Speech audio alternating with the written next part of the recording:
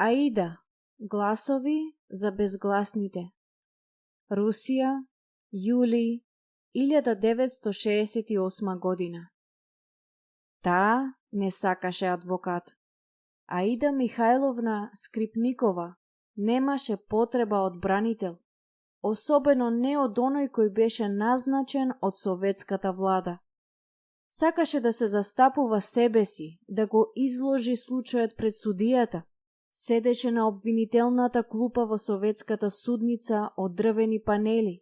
Зад него се загледа во портретот на Ленин, таткото на системот што ја држи во заробеништво. Обвинителот беше против таа идеја. Не сакаше обвинетата да зборува за себе. Тоа значи дека и се дава премногу слобода. Тој посочи дека обвинетата поминала време во ментална институција. Како може да ја организира одбраната на кривичното дело? Судијата на крајот се сложи со Аида и нејзиниот бранител ја напушти судницата, оставајќи ја Аида да биде одговорна за нејзиниот случај и за казната. Аида не беше прв пат во судница, ниту прв пат да биде обвинета за проповедање на христијанската вера. Ако судијата ја прогласи за виновна и ја испрати во работен логор, ни таму нема да биде за прв пат. Не, сите овие работи ги издржа и претходно. Она што беше поинаку овој пат е дека нема да биде пасивна одбрана со владино одобрение. За прв пат таа ќе зборува за себе си, зборувајќи нежно со леснотија во име на луѓето на верата од нејзината татковина. Имаше многу обвиненија и судијата го прочита секое со висок обвинувачки глас, кој што ја смрзнува крвта. Аида беше обвинета што живее во Ленинград без соодветна дозвола за престој. Нејзината дозвола беше укината. Беше обвинета и за членување во нерегистрирана црковна група и за дистрибуција на илегално печатени христијански материјали. Клевета наспротив вистина. Во центарот на најзначајните обвинувања против неа имаше само еден збор – клевета. Аида, продолжи обвинителот, собирала и дистрибуирала лажни информации за апсења, пресуди и затворање христијани во Советскиот сојуз. Во очите на властите мошне подло беше обвинението дека им ги пренесувала информациите на странци, дозволувајќи информациите против Советскиот сојуз да допрат до другите земји. Секогаш кога обвинителот ќе се фокусираше на еден збор, таква беше и одбраната на Аида. Нејзината се базираше на зборот вистина. Ако информациите што ќе ги пренесе се вистинити, си помисли, тогаш не може да постои клевета. Планираше да му покаже на судот дека информациите се со сигурност вистинити. Како што беше читан списокот на обвиненија, Аида за прв пат научи колку темелно е наблюдувана од страна на полицијата. Знае за госпогица Јурсмар, убавата швеѓанка која дојде во земјата за да ги прими информациите на Аида. Знае кога и на кое место се сретнале двете. Го конфискувале бележникот на госпогица Јурсмар, каде што имаше белешки за состаноците со Аида. Судијата со саркастичен тон на презир во неговиот глас дури и ги наброи сите, како и материјалите што Аида и ги даде на госпогица Јурсмар. Јурсмар се обиде да ја изнесе литературата надвор од земјата, вревеше судијата. Но за време на царинската контрола, споменатата литература беше откриена и брзо конфискувана. Погледна со блескава осуда врз обвинетата. Мигот на триумф предизвика насмевка на неговото лице. Знаеја за Дејвид, друг странски христијански пријател, и за копијата од христијанскиот весник, гласник на спасението, што Аида му ја испрати. Знаеја дека отиде на друго место да се сретне со сестра ѝ, на која и ги даде весниците што подоцна беа однесени во подземната црква.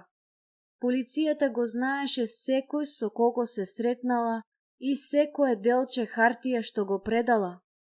Аида смирено се прашуваше кои други информации ги имаат и како резултат на тоа, за кои христијански затвореници не се знае се уште, бидејќи нејзините пораки се следени пред да ги види некој однадвор. И повторно, додека тој читаше, една фраза се стркала од устата на судијата. Според обвинението, Аида дистрибуираше промислени лажни изјави за да го наклевети Советскиот сојуз и социјалниот ред. Тивка увереност.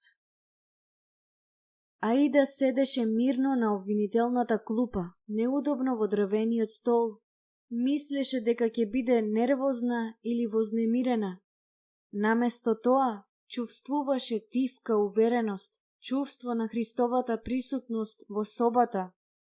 Исус им рекол на своите следбеници да не се грижат што ќе речат кога се соочуваат со цареви или судии, и таа не се грижеше. Кога полицијата ја испрашуваше, судијата рече, продолжувајќи да го чита обвинението, дека не ја признава својата вина, иако призна дека испраќала надвор и давала христијански материјали. Копии од многу документи што ги испратила беа пронајдени во нејзиниот стан, рече полицијата, поврзувајќи ја јасно со случајот. И рече на полицијата дека материјалите не содржеа клевета, туку едноставно јасен увид во ситуацијата во црквата, во вашата земја. На крајот, судијата заврши со читање на обвинението. Гледајќи право во Аида, тој праша: обвинета, дали ги разбирате обвиненијата против вас? Го погледна, уверено гледајќи во неговите темни очи. Да. Дали се изјаснувате за виновна? Не. Гласот ти беше смирен и јасен. Судијата погледна во своите белешки и потоа објави дека судењето ќе започне веднаш. Првиот сведок, објави тој, ќе биде самата Аида. Семејство скршено од тага. Кога започна да го следи Исус на возраст од 21 година, Аида немаше поим дека патот по кој што ќе тргне ќе ја однесе во судница. Беше родена во христијанско семејство и од рана возраст знаеше кој е Исус, но нејзиното семејство беше скршено од тага, кога во 1942 година татко ѝ беше уапсен заради одбивање да служи во војска. Му беше ветена потврда за ослободување од воена должност, но таа потврда никогаш не ја добил. Наместо тоа, беше екзекутиран, оставајќи ја 2-годишната ќерка Аида, речиси без спомени за него. Мајка ѝ останала сама да го подига семејството во малата сибирска заедница и таа успеала во тоа преку напорна работа и молитва. На децата им читаше редовно од Словото и покрај ризикот од апсење и прогонство, таа ги земаше децата на христијанските состаноци кои што се одржуваат тајно по домовите. Понекогаш Вујко ѝ остануваше надвор да стражари од какви било знаци дека полицијата или војската им се во трага. Аида јасно се сеќаваше на неделата кога полицијата направи рација за време на собирот во нивниот дом. Кога си заминаа, го зедоа Вујко и двата други христијани со лисици на рацете и покренаа кривично обвинение против нив. За жал, Аида имаше 11 години кога мајка ѝ умре. Едно од најјасните сеќавања на Аида за мајка ѝ беше нејзината загриженост, дали кога децата ќе пораснат, ќе ја напуштат верата во Христос. Но без разлика на напорите на мајка им, Аида веќе ја напушти верата. Тоа не беше некое намерно враќање, туку оддалечување и губење интерес. Аида ја одгледа по старата сестра и во селењето наоколу семејството престана да оди на црковните состаноци. На училиште ги поучуваа дека Бог не постои и пополека, дури и сеќавањето за него, исчезна од нивниот дом. Оживување на верата. На возраст од 18 години, Аида се пресели во Ленинград, сега Сан Петербург. Нејзиниот брат Виктор, 5 години постар од неа, ја заврши морнаричката служба и се пресели таму, а Аида се пресели за да биде близу до него. Еден ден се јави како тема на разговор религијата. Аида рече: "Не знам дали Бог постои или не постои." Беше изненадена од интензитетот на одговорот на брати. "Што ти се случува?" реплицираше тој. "Никогаш не сум се посомневал. Знам дека постои Бог." Аида посака да ја сподели сигурноста на брати, но и требаше доказ. Наскоро по разговорот со брати, Аида шеташе покрај една антикварница за книги и запамти дека некој спомна дека понекогаш тука се продаваат Библии. Во хир отиде и побара една. Продавачот ти кажа дека Библиите се ретки и дека ги нема во продавницата. Аида тргна да си оди, кога еден друг продавач ја следеше надвор и понуди да ја продаде Нов Завет за 15 рубли. Тоа беа речиси сите пари што ги имаше кај себе, но му ги даде на човекот во замена за старата книга. Братот на Аида беше воодушевен со купувањето, особено заради моментот кога најмногу им требаше. Нему му беше диагностициран рак и докторите му рекоа дека ќе биде фатален. Виктор ја замоли Аида да оди во молитвениот дом и да им каже на пријателите за неговата состојба. Аида направи како што се договорија, а пријателите доаѓаа редовно да го посетуваат Виктор. Наблюдуваше како духот на брати оживеа, како што болеста го влечеше телото во смрт. Беше воодушевена да види како неговата вера во Христос зајакнува, додека телото му слабее. Копнееше да ја има верата на нејзиниот брат. Тој пристапи на смртта без загриженост или страв, туку со длабока увереност за неговиот вечен дом. 4 месеци по диагнозата, Виктор умре. Стоејќи крај креветот, додека го напушташе овоземскиот живот, Аида почувствува дека копнееше да знае дека не и вели збогум, туку ќе се видиме подоцна. Аида ја посака истата увереност и сигурност. Животот на Виктор, како и неговата смрт, и дадоа одговор на многу прашања. Дискутираше за нив со некои пријатели на Виктор од молитвениот дом. На крајот, одлуката беше јасна. Ке го следи Христос во вера. Тоа беше одлука што ќе ја чини оваа млада жена многу скапо, но за која што никогаш нема да зажали. Размена на литература и збор. Дали сакаш на судот да му дадеш објаснување за обвиненијата против тебе? Праша судијата. Да, сакам, одговори Аида, знаејќи дека самиот судија ќе го изврши иницијалното испрашување. За ова судење, тој ќе биде обвинител, судија и порота. Ги признавам фактите за дистрибуција на литература како што е спомнато во обвинението и за корисниците како што е спомнато. Таа ги признава фактите? Случајот ќе се движи многу побрзо отколку што се надевав. Требаше да го задржи адвокатот, веројатно си помисли обвинителот.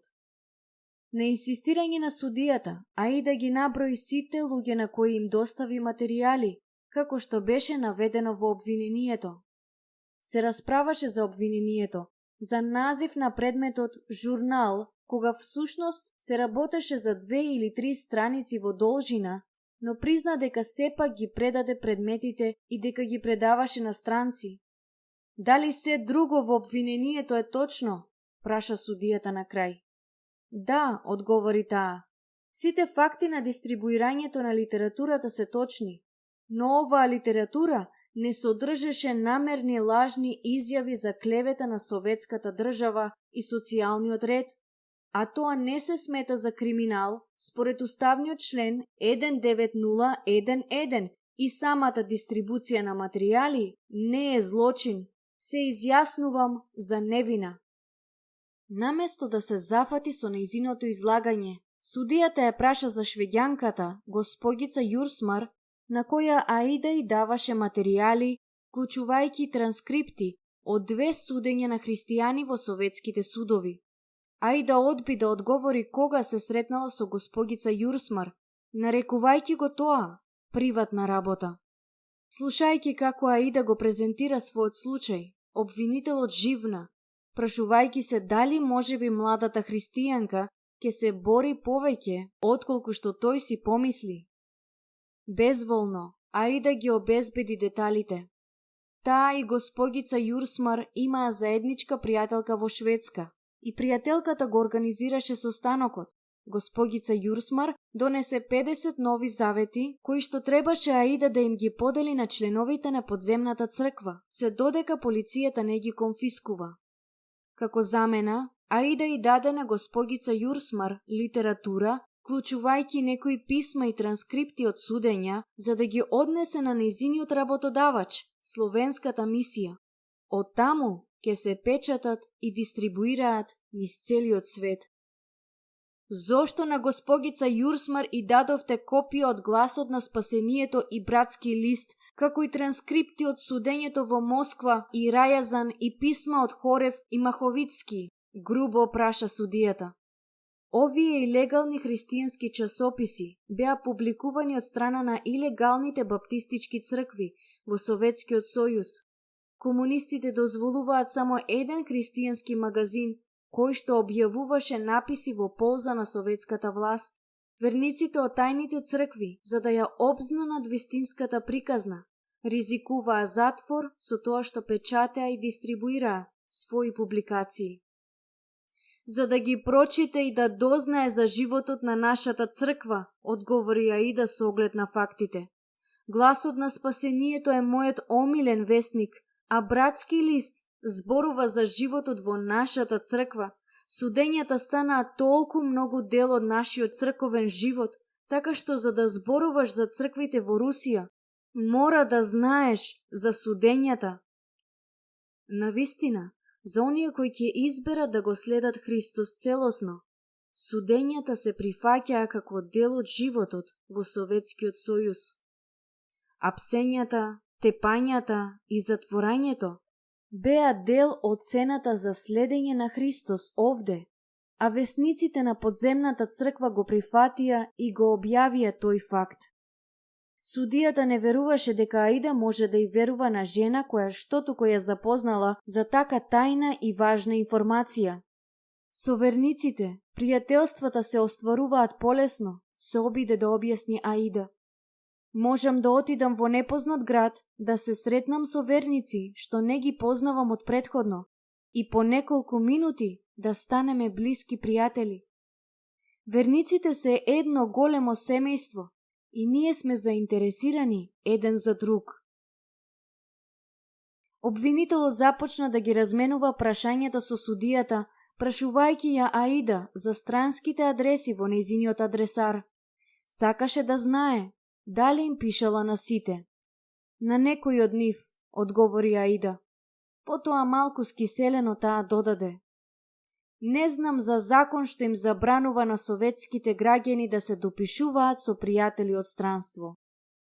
Некои верници кои дојдоа на судењето ги криеја на смевките додека обвинителот гледаше остро на забелешката на Аида. Потоа започна да го чита секое име од нејзиниот адресар. Посебна смелост за Евангелието. Аида не започна веднаш да работи на кореспонденција на предните линии на фронтот на Советската црква. Кога го прифати Исус, беше убава млада жена на 21 годишна возраст, полна со возбуда во врска со нејзиниот најдобар пријател, сакајќи секому да му каже дека го сретнала него. Нејзината одлука дојде како резултат на пробудувањето што се случи во Баптистичката црква на Советскиот сојуз. Извесно време верата беше слаба, ќе каже подоцна, и одеднаш дојде пробудувањето. Она што го видов беше чудесно. Видов мртви, духовно мртви, како стануваат повторно и слаби, оспособени за големи дела. Ја спознав големината на понизноста и трпението, големината на црковните неволји. Пробудувањето го зајакна мојот дух и од тогаш наваму не можам а да не останам вклучена во тоа. Нејзините нови пријатели од домот за молитва на Виктор ја охрабруваа да сведочи. Гледаше како печатат честитки со евангелски текстови и пораки, кои што им посочуваат на читателите. Покајте се и поверувајте во радосната вест. Ги ставаат честитките во поштенски сандачиња, што предизвика голема возбуда во Ленинград, дури и заслужи покриеност во локалните весници. Од првиот ден на христијанскиот чекор, Аида поседуваше особена смелост и ревност за споделување на верата со останатите. Неколку месеци откако стана христијанка, Аида се завети дека на посебен начин ќе го дочека првиот ден од 1962 година. Набави количина на честитки со сликата на Клод Лорейн на изгрејсонце над пристаништето. Работеше со денови во секој слободен момент, рачно пишувајќи ја едноставната порака за секого. Среќна нова 1962 година. Новогодишна желба. Една година прелета брзо. Една по друга незабележано. Болката и тагата ги снема, однесени од животот. Светот, земјата се толку краткотрајни. Се во нив оди кон крајот. Животот е битен, немој да бидеш безгрижен. Кој одговор ќе му го дадеш на Создателот? Што те чека, мој пријателе, вон гробот? Одговори на ова прашање додека светлото свети. Може би утре пред Бог ќе се појавиш да дадеш одговор за се. Длабоко размисли за ова, зашто да живееш вечно нема. Може би утре ќе се скрши за секогаш твојата врска со светот. Барај го Бог, додека се уште може да се најде. Поемата од честитката завршува со едноставен повик, истиот што го виде на честитките испечатени од нејзините пријатели. Покај се и поверувај во радосната вест. Откако ги напиша сите честитки, Аида се облече топло заради зимата и излезе надвор. На големиот плоштад пред Музеот на историја на религијата и атеизмот, темнокосата млада жена започна да ги дели честитките. Работеше брзо низ толпата, подавајќи им ги на минувачите, додека ги споделуваше новогодишните поздрави. Честитките беа речиси поделени кога една силна рака ја зграби за раката. Што е ова? Запраша еден гневен маж, мафтајки со честитките пред нејзиното лице. Новогодишни честитки, одговори таа, обидувајќи се да се извлече. Беше ситна во споредба со гневниот човек и почувствува дека стисокот се зголеми. Тој гледаше наоколу и почна да го повикува полицаецот кој стоеше на аголот. Не ни треба ова овде, и кажа чкрепајќи со забите. Не и дозволи да си оди, се додека полицаецот не ја зграби за другата рака и почна да ја води кон автомобилот. Вкус на она што требаше да дојде. Тоа беше првата принудна посета на Аида на полициската станица. Ја држеа неколку часа, а потоа ја пуштија. Но не додека во полиција не ја отворија досие и не ја напишаа информацијата за евангелизмот преку честитките. Аида седеше смирено, Одговарајќи на прашањата, Тивко восхитена за довербата што ја чувствуваше. Бог беше со неа. Знаеше дека не треба да се плаши од властите. Се прашуваше дали некој му рекол на полицајецот за Христовата љубов за него. Полицијата го пријави инцидентот кај нејзиниот работодавач и во студентскиот дом, каде што живееше. Првиот допир со легалниот систем се случи во април, кога така наречениот суд на другарите го слушна доказот против Аида на клупата пред трите другари кои управуваа со нејзината судбина. Обвинителите, луѓето од локалната заедница, беа тука да зборуваат против неа. Еден од луѓето се тресеше во очигледен гнев додека викаше: "Не сакам да го дишам истиот воздух, не сакам да чекорам по истата земја со неа." Другите сведоци изјавија дека Виктор умре, бидејќи баптистите не сакаа да му дозволат да бара медицинска помош. Чудно, си помисли Аида, бидејќи Виктор умре во болница. Изјавите на обвинителите ја изненадија Аида и со други работи. Зар нема обвинение против неа за делење христијански честитки? Каква врска има тоа со нејзиниот брат? Аида се обиде да зборува и да се одбрани, и дури вдовицата на Виктор се обиде да зборува, но толпата во судот гневно ги замолчи. На крајот на судењето, публиката во судницата бараше случајот на Аида да биде испратен до суд од повисока јурисдикција, каде што ќе биде изречена повисока казна. "На народен суд! На народен суд!" викаа сите. Аида се прашуваше како неколку честитки можеа да покренат таква омраза кај толпата. Тројца одговорни од судот на другарите ја укинаа дозволата за престој на Аида во Ленинград и ја принудија да бара друга работа. По слушањето на сведоците, толпата од публиката мислеше дека казната не е доволно строга.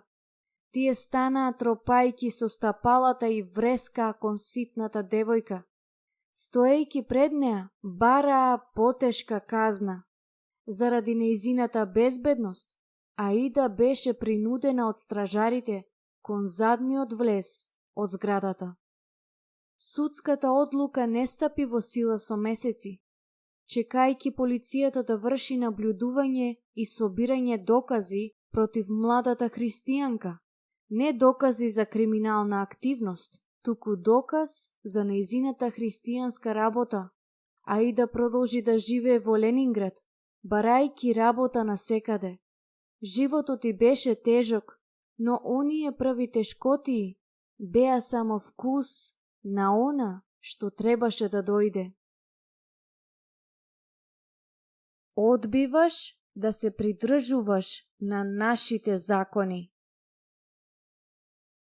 Сега, при сегашното судење, испрашувањето продолжи, судијата и обвинителот ја вознемируваа Аида за секој контакт со странец, за секое парче информација што преминало од една во друга рака. Потоа истражуваа за христијанските публикации што ги дистрибуираше Аида. Судијата зеде еден од весниците од цел куп докази и пополека ги вртеше страниците, барајќи параграфи што претходно ги забележал. Пронаоѓајќи го она што мислеше дека е компромитирачки дел, започна пасус по пасус да чита наглас. На крајот од секоја реченица зјапаше во Аида, предизвикувајќи ја да ја објасни или верификува изјавата. Судијата ја прашуваше за различните христијански деноминации, покажувајќи дека испадите на одредени деноминации се собираат без да се соочат со прогонство. Не знам за прогонство на верници од други деноминации, одговори уморно Аида. Пишувавме само за прогонствата на верниците од евангелско-христијанската и баптистичката црква. Обвинителот изјави дека секој што е надвор од земјата, ќе ја прочита литературата, ќе помисли дека сите христијани во Советскиот сојуз се соочуваат со прогонство. Тој продолжи онаму каде што судијата застана, читајќи ги весниците и вознемирувајќи ја Аида за секоја реченица што според него беше навредлива. Ги прикажа изјавите во еден од весниците дека децата христијани се соочија со прогонство во советските училишта. Училиштата, предложи тој, единствено се трудат да ја намалат штетата од страна на фанатичните родители кои ги трујат своите деца со глупави предрасуди. Законот забранува наметнување вера на малолетници, рече тој, трудејќи се да биде прецизно следен од судијата. Но законот не забранува наметнување на атеизмот, возврати Аида. Атеизмот не е религија. Детето расте и тогаш мора само да одлучи за својот став кон верата. Атеизмот не е наметнат. Тогаш што му се зборува на детето? Праша Аида, гледајќи од обвинителот кон судијата. Дека е забрането според закон да се каже дека Бог постои, а не е забрането да се каже дека нема Бог? Никој не проговори, а судијата ја промени темата знаејќи дека нема одговор. Бараше обвинетата да не скршнува од темата. Обвинителот продолжи читајќи повеќе коментари од друг весник. Дали знаете дека религиозната заедница мора да се регистрира? Ја праша обвинетата. Да, Аида знаеше дека со регистрацијата црквата се става под контрола на комунистичката влада. Влада која што го негира целосното постоење на Бог, на кого црквата му служи. Вашата заедница не е регистрирана, затоа ви е забрането да одржувате состаноци, но не затоа што постои прогонство на верници во нашата земја, рече тој, како нетрпелив учител кој му предава на дете од градинка. Нашата заедница побара регистрација, одговори смирено Аида. Поднесовме апликација, но бевме одбиени. Бевте одбиени бидејќи одбивте да му служите на законот. Кои закони не ги признаваме? Праша таа. Вашите барања за неделни активности, училишта и сакате да организирате религиозни активности за малолетни деца. Не се сеќавам дека нашата заедница барала неделно училиште, возврати Аида. И според законот, родителите можат да ги носат своите деца каде што сакаат. Не можат, извика обвинителот. Според закон забрането е да се вклучуваат малолетни деца во религиозните кругови, но ти одбиваш да се придржуваш на нашите закони. Според уставот, имаме слобода на религиозно верување. Терминот се однесува на исповедање на верата, одговори Аида. Тоа значи дека е возможно да му се каже на секого за Бог, тоа значи да искажуваш слободно верата. Зар не е така? Овде Аида презентираше цитат за нејзиниот случај. Советскиот устав вели дека луѓето се слободни да веруваат во она што ќе го изберат и да ги практикуваат тие уверенија. Сепак, советските водачи се плашат од христијанските верувања. Сакаат сета доверба и зависност да се стават во комунистичката партија. Бришејќи ги религиозните верувања, тие мислат дека ќе го привлечат народот поблиску до партијата. И повторно, немаше одговор на прашањето на Аида. И уште еднаш ја промени темата, велејќи дека ако материјалот во литературата е вистинит, зошто тогаш Аида сакаше да го предаде тајно? Бидејќи оние кои прогонуваат не сакат да се дознае за прогонството, одговори Аида, звучејќи се повеќе како вешт адвокат, а се помалку како обичен работник од фабрика. Знам дека во литературата што ја дадов на госпогица Јурсмар немаше намерни лажни изјави, а во Гласот на спасението и во Братски лист, каде што е опишана ситуацијата на верниците, кажано е онака како што беше навистина. Се сложувам со вас дека е неугледно, но тоа е реалниот живот и за тоа мора да се зборува. Кога ја предавав литературата на госпогица Јурсмар, знаев дека тие материјали можат да ме донесат во затвор. Го разбирам тоа, но тоа што го зборува литературата нема да ја промени вистината. Обвинителот ги прегледа своите белешки и потоа седна. Конечно, заврши директното испрашување на Аида, но судењето не беше готово. Сега дојдоа сведоците. Прво, тоа беа нејзините соседи Анатолий и Ала Лаврентева. Судијата и обвинителот ги обсипаа со прашања. Дали со вас разговараше за својата вера? Дали ви даде литература? Дали имаше телевизор или радио? Дали живееше според она што го зборува? Како се облекуваше? Што готвеше? Ниту Анатолий, ниту Ала не рекоа дека Аида е криминалец. Аида беше во добри односи со сите, рече Анатолий. За неја може да се каже само добро. Другиот сосед беше повикан да сведочи и беше посипан со многу прашања за облекувањето на Аида, однесувањето и вработувањето. На крајот, другиот верник, Марија Акимовна Скурлова, беше повикана до клупата на сведоците. Рече дека ја познава Аида 5 години. Двете се молеа и славеа заедно и кога Аида се врати од затвор по едногодишната казна, Марија ја смести кај неа. Сега Марија призна дека и помагаше на обвинетата. Велите дека Аида беше отпуштена од работа затоа што е верник? Праша судијата. Зошто вие не сте отпуштени од работа? Сигурно имате работа? Не ми е се уште дојден редот, едноставно одговори Марија. Марија продолжи да признава дека странци доаѓаа во нејзиниот дом, што го делеше со Аида, но не знаеше што или дали нешто Аида им давала. Кога Аида стана да ја испрашува пријателката, ја праша Марија за прогонството на христијанските верници. Марија ги цитираше имињата на христијаните кои беа испрашувани или чии домови беа претресувани од полицијата и други кои беа уапсени. Знам дека верниците плаќаа глоба, посведочи Марија. Суковицин плати. Зошто плати глоба? Обвинителот го пресече испрашувањето на Аида. Бидејќи се молеше. Каде се молеше? Водеше молитва во станот на Лукас. Таму имаше состанок. Точно е, одговори обвинителот. Скоро скокајќи во триумф. Состанокот беше одржан на нелегално место. Имате молитвени домови. Одете и молете се таму.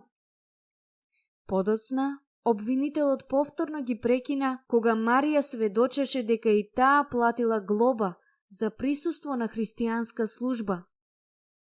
Каде се одржа службата? Праша тој. Во шумата. Забрането е да се одржува служба на јавно место. Затоа плативте глоба, му кимна на судијата со вообразена насмевка на воодушевување на лицето. Немаше никој друг во шумата. Бевме сами. Го одржавме состанокот и си заминавме. Но потоа некои беа собрани на платформата кога бевме на пат за дома. Марија наброи други примери кога христијаните беа вознемирувани и попречувани од полицијата, а потоа ја отповикаа. Последниот сведок беше Екатерина Андреевна Бојко, пријателка на Аида и друг верник. Ја идентификуваше Аида како своја пријателка и сведочи дека беше добра и љубезна. Екатерина кажа како полицијата дошла во нејзиниот стан да ја бара Аида. Полицијата силно ја уверуваа дека Аида е шпион и бара од Екатерина и од другите соседи да им кажат дали ја виделе Аида во зградата. Екатерина беше сведок кој јасно се противеше на прогонувањето. Повремено, нејзините одговори беа обични слогови. Друг пат, седеше тивко по поставувањето на прашањето. Што знаете за посетата на шведската туристка на Скрипникова? Праша обвинителот. Не знам ништо за тоа. Дознав наредниот ден. Полицијата ја повика Аида во станот каде што бев и јас. Полицијата рече дека е одземена литература од странецот и дека Аида им ја дала. Обвинителот ја праша за нејзиното образование кое што заврши по 10-тото одделение. Зошто не продолживте да се школувате понатаму? Сакав да одам во медицинско училиште, одговори Екатерина. Заради препораките што ми ги напишаа дека сум верник и член на расколниците баптисти, затоа не се запишав на медицинско училиште. Секако ќе ме избркаа и од таму. И не сте се ни обиделе? Знак на исмејување го обои гласот на адвокатот. Од примерот на другите знаев дека нема да ми дозволат да студирам. Кога дојде редот на Аида да поставува исто прашање на сведокот, погледна во пријателката. Започна со општите прашања, а потоа се наостри кон третманот на советската држава кон христијанските верници. Аида праша за одредени верници кои беа глобени од страна на полицијата, а Екатерина ги наведе давајки детали за некои случаи. Зошто ги одржувате состаноците во шумата? Се вмеша судијата. Имате молитвен дом на ридот Поклонаја. Зошто не одите таму? Вашата заедница не е регистрирана. Одржувате молитвени состаноци на нелегално место и го нарушувате јавниот ред. Затоа плаќате глоба. Аплициравме за регистрација.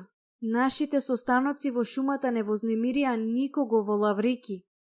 Обвинителот запраша дали верува дека е лојален граѓанин, обврзана да им служи на законите на земјата. Јас ги почитувам законите, инсистираше Екатерина. Се сеќавате во шумата, во домот на Лукас и вашата заедница не е регистрирана? Возврати обвинителот. Така што не го почитувате законот. Молитвените состаноци кај Лукас не се против законот. Таа смело го цитираше Ленин, кој ги нарече законите против верата срамотни. Не сакајки да се расправа со еден од основачите на комунизмот, обвинителот грубо го распушти сведокот. Решавачки момент. Аида се обиде да ја практикува својата христијанска вера во границите на советскиот закон. За време на првите месеци како христијанка одеше редовно во молитвениот дом, што беше регистриран и одобрен од советската влада. Беше среќна и задоволна да слави со пријателите верници и не беше свесна за политиката во регистрираната црква. Како што продолжуваше да слави и да служи, рестрикциите почнаа да ја вознемируваат. Беше вклучена во библиско поучување за младите од заедницата, но беше предупредена да го прави тоа без знаење на црковните водачи. Комунистичкиот закон забрани споделување на религиозните суеверија со помлади од 18 години, а водачите на регистрираната црква се грижеа повеќе за комунистичкиот закон отколку за изгубените души. Аида ја запамти домашната црква каде што одеше со мајка ѝ, го запамти чувството на Божјото присуство таму и фактот дека децата и младите беа добредојдени и поучувани. Да се држат младите настрана од проучувањето на Евангелието не беше добро за Аида и не се совпаѓаше со поучувањето на Словото. Решавачкиот момент се случи кога Аида започна да работи во име на христијаните кои беа во затвор заради нивната вера. Порано, нејзината визија беше да ја сподели информацијата за нив и да развие мрежа на молитва и поддршка за нив. Водачите на регистрираните цркви имаа список на оние кои беа во затвор, но листата им служеше како државна тајна, а не како информација што другите христијани требаше да ја знаат. За Аида, тоа беше информацијата што другите требаше да ја знаат.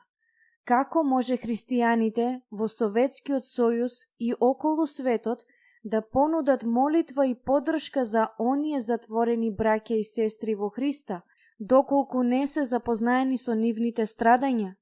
Аида работеше на тоа да се чуе зборот, но стремежот ја доведе во директен конфликт со водачите на регистрираните цркви.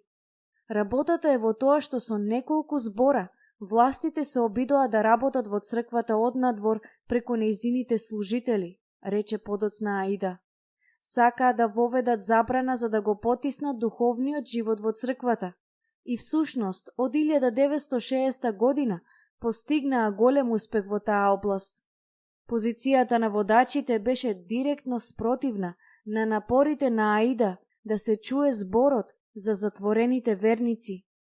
Затоа таа се соочи со избор да остане во регистрираната црква и да работи за да се заштити себе си или да се придружи на подземната црква и да работи на заштита на браќата и сестрите во затвор. Силата на регистрираната црква беше реална. Впрочем, тоа беше групата каде што припаѓаше брати до својата смрт, како и многу други нејзини пријатели. Но Аида го одби лесниот и пасивен избор. Одби да ги следи водачите, кои беа позагрижени за одобрението на властите, отколку за ближните христијани во затвор. Целата тежина на својот карактер и напорната работа ја вложи во подземната црква, знаејќи дека ќе ја плати цената за својата одлука. На 4 јуни 1962 година еден надпис се појави во Смена, весник кој што служеше како гласило на советската влада. Насловот под име "Немој да бидеш жив мртовец" беше наменет да ги дискредитира верниците воопшто, а особено оние од подземната црква. Владата тврдеше дека нема Бог, а весникот се подсмеваше и се подбиваше со оние кои одлучија да го следат замислениот Месија. Кога Аида го виде надписот, започна да подготвува одговор како одбрана на својата вера и на оние што ја следат. Го испрати одговорот во Смена, но се разбира не беше објавен. Работата ќе се завршеше тука, но Аида им го покажа на Смена текстот и нејзиниот одговор до пријателите верници, импресионирани, и побараа копија. Потоа некои верници дојдоа од Украина во посета, побараа копии и си однесоа дома. Наскоро стотици копии беа направени и предадени од верник на верник низ целиот Советски сојуз. Членовите на подземната црква беа советувани да читаат за нападот на нивната вера и потоа охрабрени да го прочитаат подцртаниот добро смислен одговор од еден од верниците пријатели. Аида беше во прв план на самиздат новата практика на самообјавена комуникација. Владините службеници не можеа да ја наблюдуваат секоја шапирографска машина, фотокопир или печатница во земјата. Преку пишувањето, името на Аида Скрипникова стана познато кај илјадници верници кои никогаш не ги запознала. И стана многу познато во една друга средина, во редовите на тајната полиција.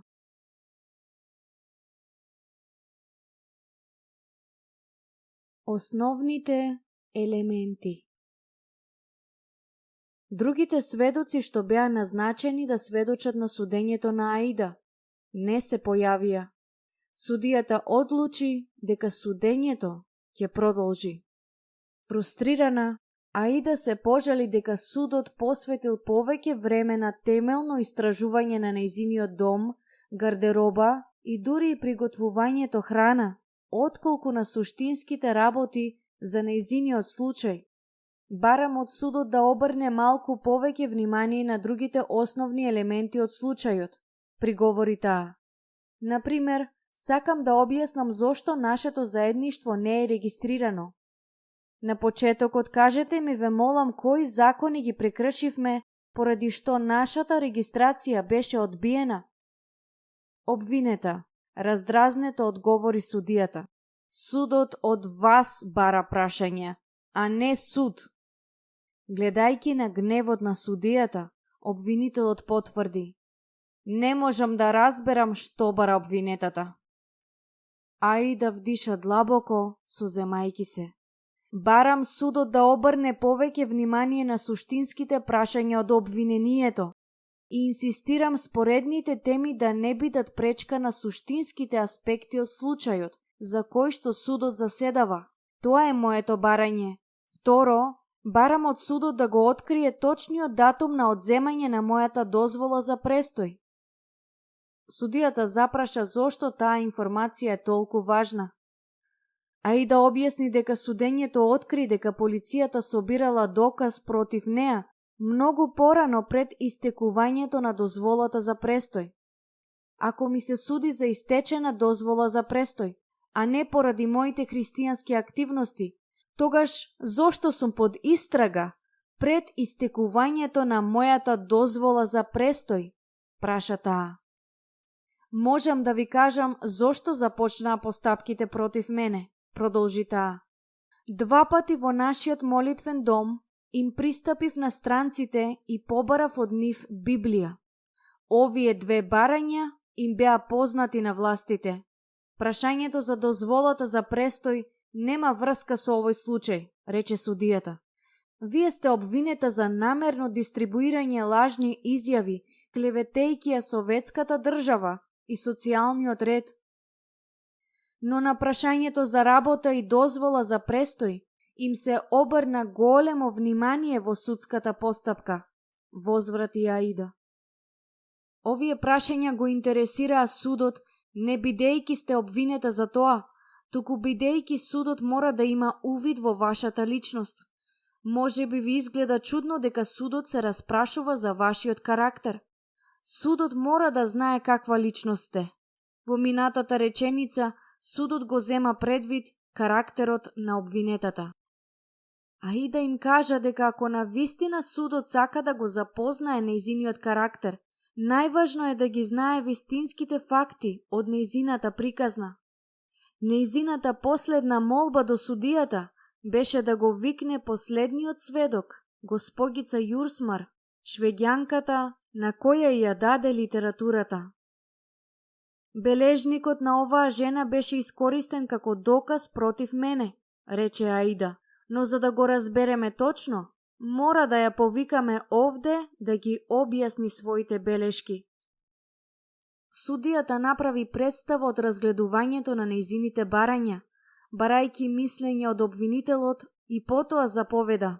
По консултацијата, судот одлучи дека барањето на обвинетата ќе биде одбиено. Имаше уште неколку последни прашања, а потоа судењето се одложи до следниот ден. Се што остана беа последните аргументи. За обвинителот, тоа ќе биде шанса за одбрана на советскиот систем во објаснувањето дека христијаните имаат всушност слобода на верата, доколку се придржуваат на законот. За Аида, тоа ќе биде нејзината последна шанса. Можност да зборува во своја корист и во корист на браќата и сестрите во црквата. Беше обременета од тежината на задачата, знаејќи го ризикот од повторното затворење. Но беше охрабрена од утехата на нејзиниот небесен татко.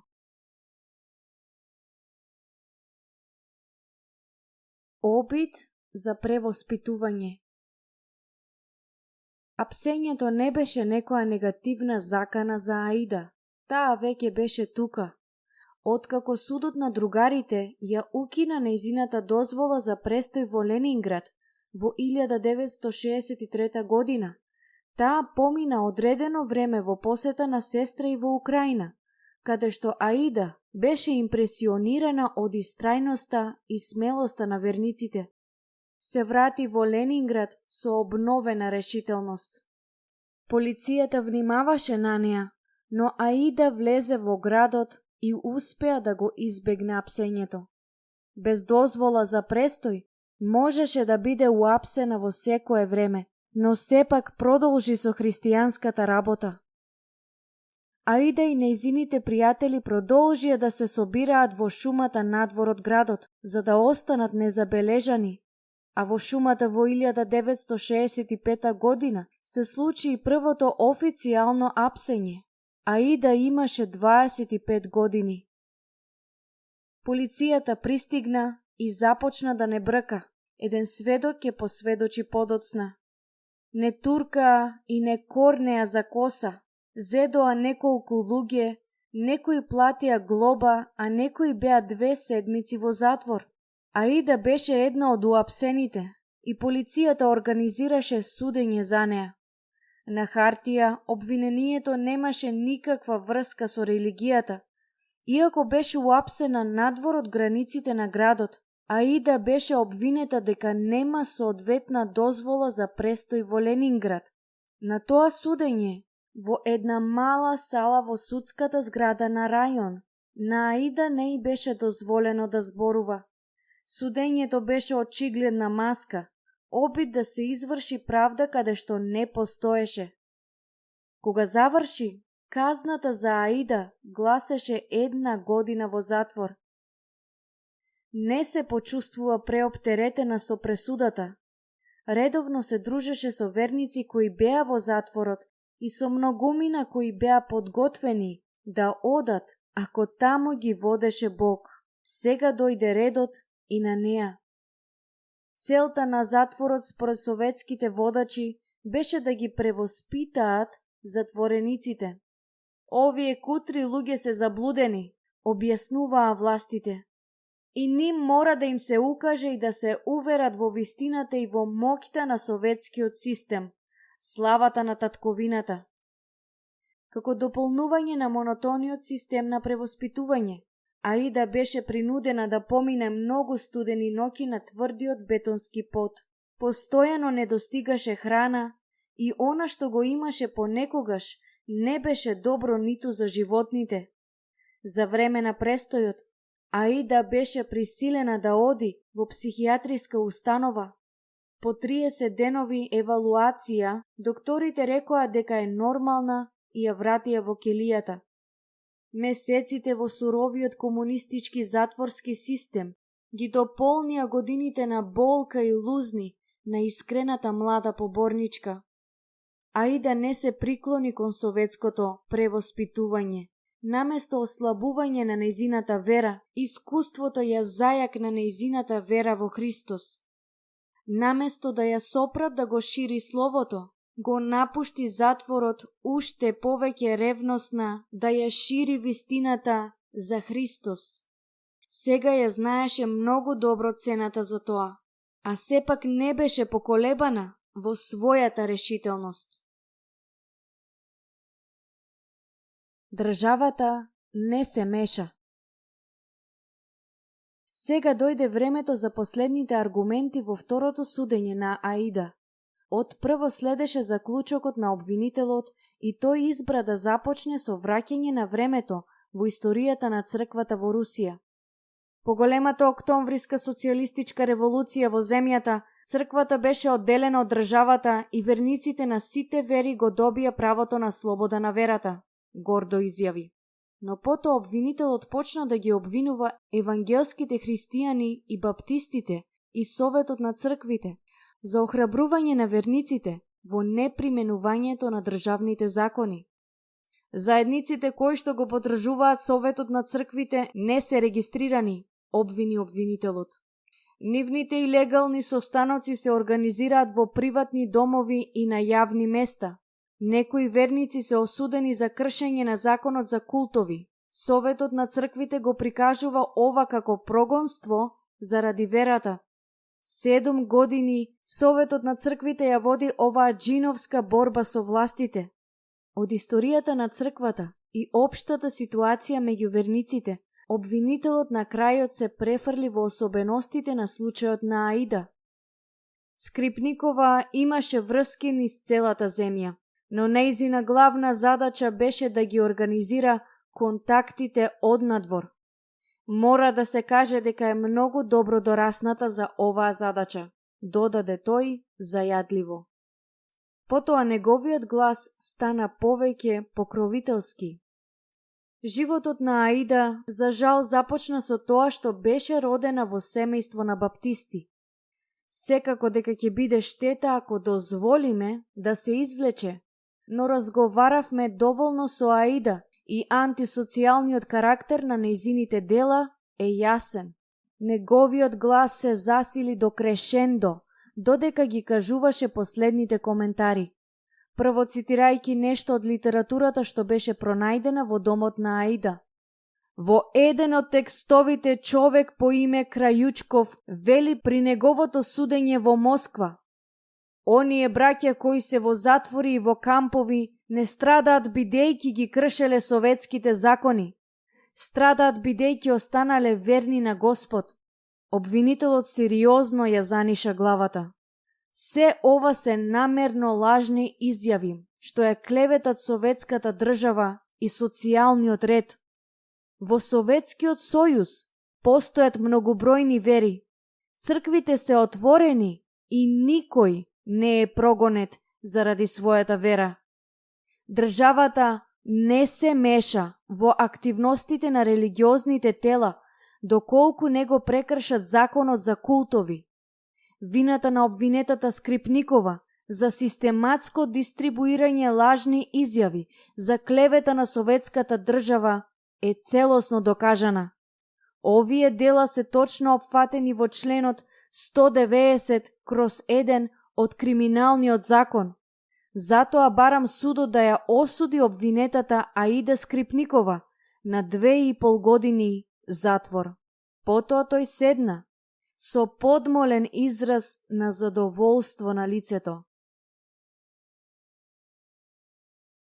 За христијаните постои само еден правец. Судијата се заврти кон Аида, спомнувајќи дека сега таа треба да го презентира финалниот говор на одбраната. Имав намера да зборувам за важноста на обвиненијата против мене, започна таа со јасен и смирен глас. Но други прашања се овде допрени, така што морам да се справам со нив, иако како што е речено, немаат врска со овој случај. Таа ги прогласи за лажни некои од минорните теми што ги поткрена обвинителот. Прво произлегоа од писмото што го напиша во Правда 1958 година, до нејзината работа во конструкторската лабораторија подоцна. Потоа започна да се справува со поважните теми. Кога реков дека бев отпуштена од работа заради мојата вера, ми беше речено: тоа е намерно лажна изјава. Но еве што се случи. Откако ме пуштија од затвор, најдов работа во печатница. По една седмица бев на молитвен состанок кога полицијата пристигна и ми го запиша името заедно со другите. Знаев дека ќе ме пријават и на местото каде што работам, рече Аида. Сите во печатницата беа алармирани кога открија дека сум верник и почнаа да ми кажуваат веднаш од почетокот дека ако не ги променам моите ставови, ќе бидам отпуштена. Не го криеја фактот за мене. Ми кажаа веднаш: печатницата е политичка институција, не може секој да работи тука. Ми го кажаа тоа иако оваа печатница беше под управата на железниците и ништо тајно не се печатеше тука. Само формулари за железницата, дозволи за товарење и распоред на возовите. Не знам што имаше таму, што не можеше да ми биде доверено, продолжи таа. Работите течеа вака околу 3 седмици. Потоа бев повикана во канцеларијата на директорот и ми беше кажано дека сум отпуштена. Секако тие не ми рекоа дека сум отпуштена поради мојата вера, бидејќи не постои таков закон што дозволува луѓето да бидат отпуштени заради верата. Ме отпуштија со образложение за редукција на персоналот. Кога отидов во погонот и реков дека сум отпуштена заради редукција на персоналот, работниците го спуштија погледот надолу. Една од машините стоеше неактивна бидејќи немаше кој да управува со неа. Директорот ми кажа: не можеме да те вработиме бидејќи дозволата ти е валидна само надвор од градот. Како да не видоа претходно дека немам дозвола за престој во градот и како директорот да не ги гледал воопшто моите документи претходно. Аида му кажа на судот дека откако полицијата почна да поставува прашање, знаеше дека нема да помине многу време пред да биде повторно уапсена. Само 6 месеци поминаа од моето пуштање и сакав да направам нешто корисно пред повторно да ме уапсат. Имав работа што морав да ја завршам. Зеде длабок здив. Расправата за нејзиниот случај беше исцрпувачка. Бараше ментален, емоционален и духовен фокус и беше тешко да се издржи на подолг период. Побара од судијата 10 минути пауза, а тој се сложи. Кога судењето продолжи, Аида ги насочи коментарите на случајот против неа. Дистрибуцијата на каква било литература сама по себе не е злочин, иако обвинителството не најде намерни лажни изјави во весниците Гласот на спасението и Братски лист, нема да има основа за пресуда. Затоа морам да зборувам за содржината на оваа литература. Потоа зборуваше за забранетиот состанок на христијаните и христијанските водачи, што беше опишано во литературата што ја предаде. Законот од 1929 година вели дека верниците имаат право да организираат конгреси, изјави Аида. Но наместо давање дозвола, властите започнаа да ги гонат оние кои бараа конгрес. Следно, истражителот на обвинителот даде 17 противдржавни фрази што ги презел од литературата. Според истражителот, овие фрази содржат намерни лажни изјави на клевета на советската држава и социјалниот ред. Сега Аида се заврти и директно му се обрати на судијата. За време на сведочењето, госпогица Бојко започна да го цитира Ленин. Ќе го завршам цитатот што го започна. Само Русија и Турција имаат срамотни закони против религиозните луѓе што се уште во сила. Овие закони или ја забрануваат верата, или го забрануваат директното пропагирање на верата. Овие закони се најнеправедни, срамотни и обесправувачки. Сега сакам да му го привлечам вниманието на судот, на зборот пропагирање. Самиот Ленин ја нарече забраната за пропагирање на верата неправедна и срамотна. Зеде здив уште еднаш и продолжи. Сега ќе ви кажам како бев уапсена. На 11 април заминав на молитвен состанок. Забележав дека сум следена, но не придадов значење на тоа. Следниот ден полицијата дојде во мојот стан и ме уапси. Имаше претреси во домовите на другите верници. Имаше 11 претреси поврзани со мојот случај. 3 во Ленинград, 4 во Перм, 3 во Кировград и 1 во домот на мојата сестра во Магнитогорск. Повеќе или помалку, претресите кај мене дома и кај сестра ми можат да се разберат. Но зошто правите претреси кај другите верници дома? Беа направени само затоа што нивните адреси беа во мојот бележник и во ниту едно место не е пронајдено ништо што е поврзано со мојот случај. Понатаму Аида го насочи прашањето на тоа, зошто не прогонуваа. Велиме дека сме прогонувани заради нашата вера, но речено ни е, тоа е намерно лажна изјава. Судено ви е за прекршување на советскиот закон. Јас сум член на нерегистрирана заедница која што побара регистрација. Сите наши заедници испратија апликации вклучувајќи го и статутот и кога го направивме тоа, не ни е речено дека мора да го направите ова или она, тоа е противозаконско. Туку речено ни е, потпишете заклетва дека нема да го кршите законот. Тоа не е правилна процедура за регистрација. Аида виде дека судијата станува немирен, па побрза да го заврши образложението. Верниците не можат да ветат дека ќе го почитуваат законот, што забранува да се зборува за Бог и забранува родителите да ги воведуваат своите деца во верата. За сета лојалност кон властите, ниту еден христијански родител нема да прифати закон што му наредува да го воспитува детето како атеист. Радо би поминале низ какви било страдања или ќе застанат на обвинителна клупа наместо да ветат дека ќе почитуваат таков закон. Христос рекол дека треба да го проповедаме евангелието на секое создание, продолжи Аида. И верниците не можат да се подчинат на закон што им забранува да зборуваат за Бог и за спасението. Ниту еден верник нема да го стори тоа, дури да е мисионер или проповедник, дури да не е способен да проповеда на служба. Нема разлика. Тој нема да се подчини на таков закон, бидејќи дури и личност која не е способна за проповедање, некогаш ќе има можност да му каже некому за спасението. Затоа верниците нема да се заветат дека ќе почитуваат таков закон. И покрај сета нивна почит кон властите, ќе го прекршат таквиот закон. Ќе ви повторам уште еднаш. Верниците не може да се придржуваат на закон што ги принудува да го негираат евангелието.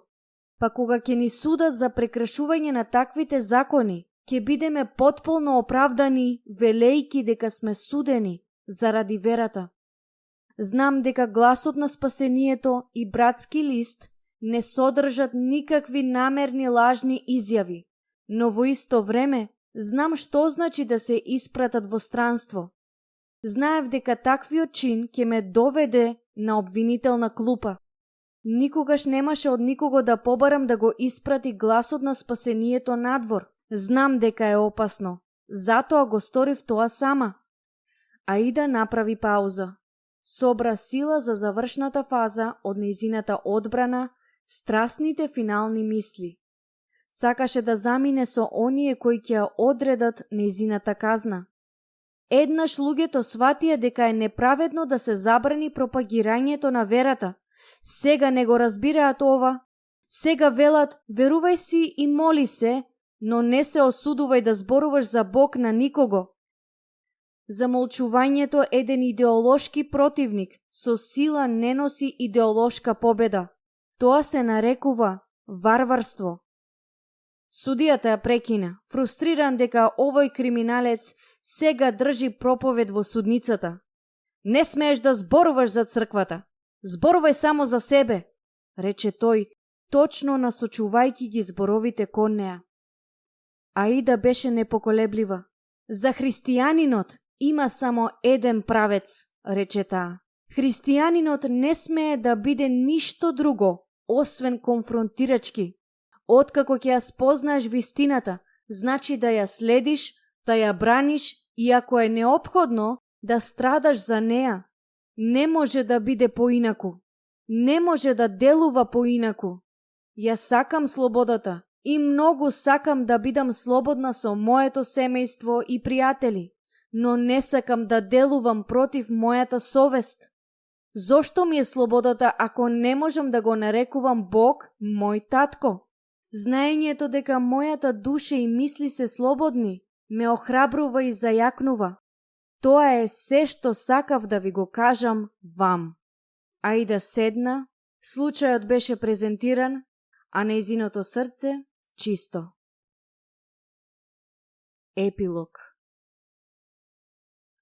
Непоттикнат од нејзиниот дух и неубеден од нејзините аргументи, судијата ја осуди Аида на 3 години во советскиот затвор, казна за 6 месеци подолга од онаа што ја побара обвинителот.